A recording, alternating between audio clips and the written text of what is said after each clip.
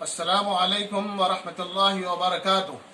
برادران عزیز، رمضان المبارک کا مہینہ ختم ہونے جا رہا ہے۔ عید کا موقع سامنے ہے۔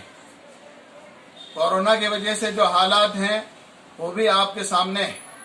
اس لیے میری تمام حضرات سے گزارش ہے کہ عید کی نماز مسجدوں میں چند محدود نمازیوں کے ساتھ سوشل ڈسٹنس رکھتے ہوئے ماسک لگا کر ادا کی جائے، اور باقی حضرات اپنے اپنے گھروں میں 4 رکعت چاشت کی ادا کر لیں۔ انشاءاللہ یہ اس کا بدل ہو جائے گا اور اللہ تعالیٰ ثواب عنایت فرمائیں گے۔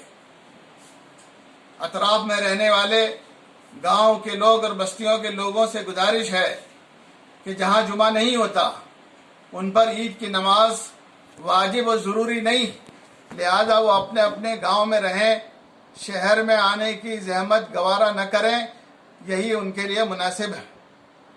عام طور پر عید کے دن لوگ مصافحہ و معانقہ یعنی گلے ملتے ہیں اور ایک دوسرے سے مصافحہ کرتے ہیں۔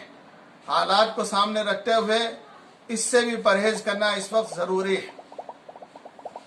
دوسری بات یہ ہے کہ ماہ مبارک ختم ہو رہا ہے، لہذا دعا کریں کہ اللہ تعالیٰ اس بلا اور وبا کو پوری انسانیت سے دور فرمائے اور امن و عافیت و سکون عطا فرمائے۔